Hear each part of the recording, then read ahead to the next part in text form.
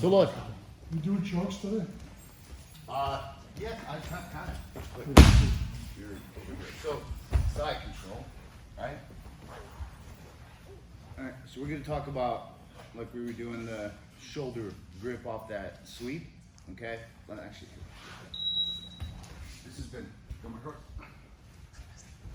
an interesting sweep to make work. It's just that you have to, I taught it, I think, earlier this week. Okay, so he's posturing, we're here, I get the shoulder here, he's posturing. Okay, so that right there is a good one, all right? Now, what I'm gonna do is, even though his gi is very loose here, okay, I mount him, I gotta take the slack out right here, all right? And then I'm gonna go under his chin right here, and I'm gonna just drop my weight on him.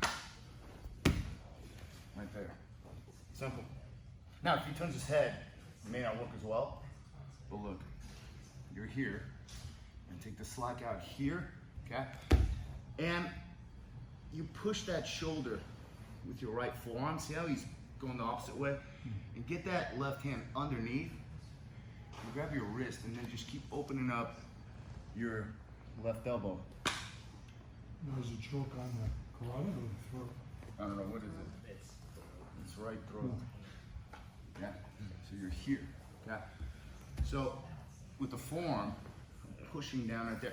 Oftentimes there'll be even a tendency to bring that arm across, kind of turn to side control, but I can keep him here, and then that right there. So this you can even keep going, but if you just grab your wrist, and I'm pulling with my right, so I'm like turning it this way, because the key is to drop this elbow here, and then just put the weight right over here. I want to pull up here, and twist. So it's not that the right one just dead. It's pulling. This left one is drop.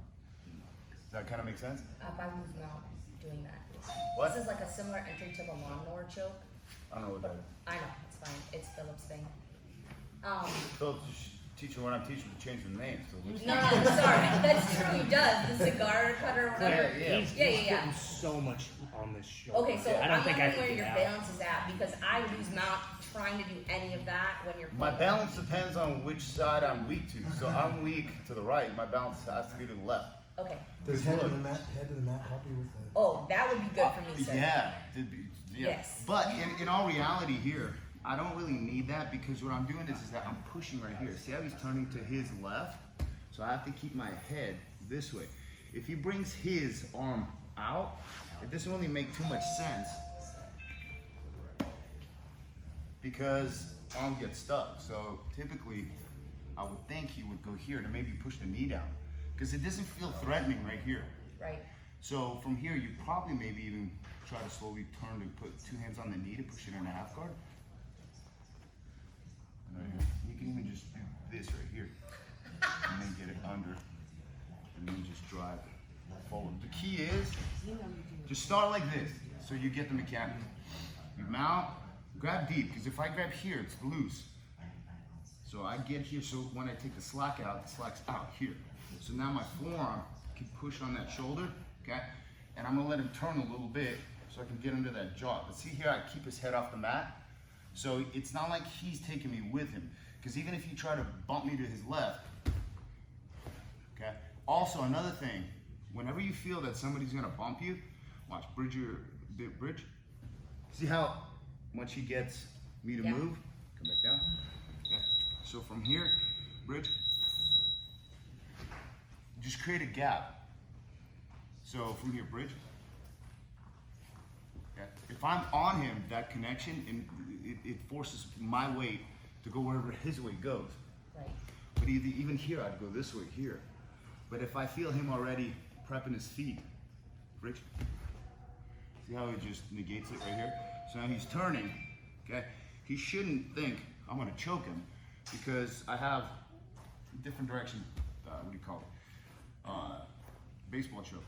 But as he turns, just get under there like so. And then just bring your weight over.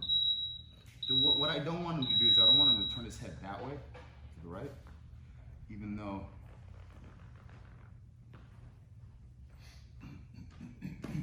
it'll still work. The bigger you are, the better this works. Okay, so TJ, you can make this work very easy. You just have to, you have to be aware which side is your weak side. So your right hand, see how it goes past? Because when I take that slack out, it stops at the base of his neck right here. So now from here, pushing down on his shoulder, so I wait to see what he does. In order for him to really bridge effectively, he would have to have his head more so on the mat. Watch, bridge from here. See how it's like weak? Now slowly put your head on the mat. Yeah. Yeah, see how high he can get right there? But he puts his head on the mat, and then you have that right there. So start out with it, just so you can understand the mechanics of it. Your right hand has to go just far enough to where when you take the slack out, the hand does not go past the base of his cervical vertebrae.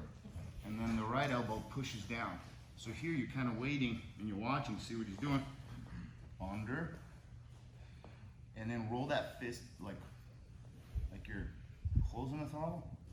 Opening, closing throttle. I don't like that, Marcel.